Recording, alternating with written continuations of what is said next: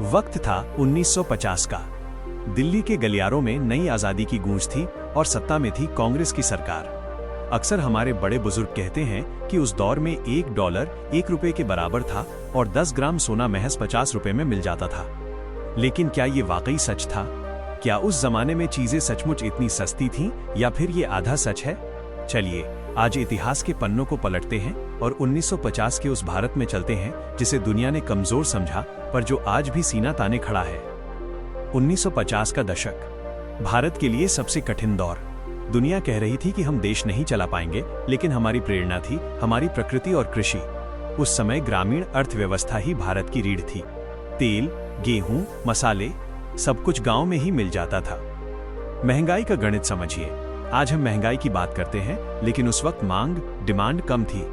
गेहूं 25 से 40 पैसे प्रति किलो, दूध 20 पैसे लीटर, पेट्रोल सिर्फ 30 पैसे, जी हां 1 रुपया से भी कम। सोना 100 रुपए में 10 ग्राम, डॉलर 1950 में 4 रुपए और 75 पैसे के बराबर था। गंभीर ठहराव, लेकिन यहाँ एक कैच है। चीजें सस्ती थीं तो कमाई भी बहुत कम थी। उस वक्त एक मजदूर दिन भर में सिर्फ 1 या 2 रुपए कमाता था। एक सरकारी कर्मचारी की महीने की तनख्वाह महज 100 से 150 रुपए थी। इसे कहते हैं डिमांड पुल इन्फ्लेशन।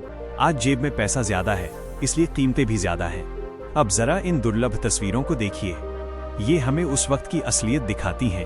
वो गांव के कुएं जहां से पानी आता था, वो बनारस के घाट जिनकी पवित्रता और शांति आज भी मन मोह लेती है, वो कच्चे घर, आंगन में लगा पेड़ और हुक्का पीते बुजुर्ग। जीवन सरल था पर संघर्ष भी कम नहीं था। तस्वीरों में दिखने वाली ये शांति असल में किसानों का वो दर्द भी छिपाए हुए है, जो साल भर मेहनत करके भी 2 जोड़ी कपड़े नहीं खरीद पाता था, क्योंकि उनकी मेहनत की मलाई हमेशा विशेष लोग खाते रहे। तस्वीरों में जो प्राचीन मंदिर खंडित दिखते हैं, वे गवाह हैं उस बर्बरता के जो मुगल और अंग्रेज आक्रांताओं ने हम पर ढाई। बनारस के घाट हों या दक्षिण भारत के भव्य मंदिर, हमारी पहचान को मिटाने की हर मुमकिन कोशिश की गई। आज भी वो प्राचीन मंदिर अपनी बदहाली पर रो रहे हैं। 1952 का पहला आम चुनाव। बैलगाड़ियों और साइकिलों पर होता चुनाव प्रचार। कांग्रेस के पोस्टर प्रगतिशील राष्ट्र की बात कर रहे थे, लेकिन वक्फ बोर्ड और हिंदू विवाह अधिनियम जैसे फैसलों ने इतिहास की दिशा बदल दी। एक कड़वा सच आंकड़ों में। 1951 की जनगणना, हिंदू आबादी 84%, मुस्लिम आबादी 9%।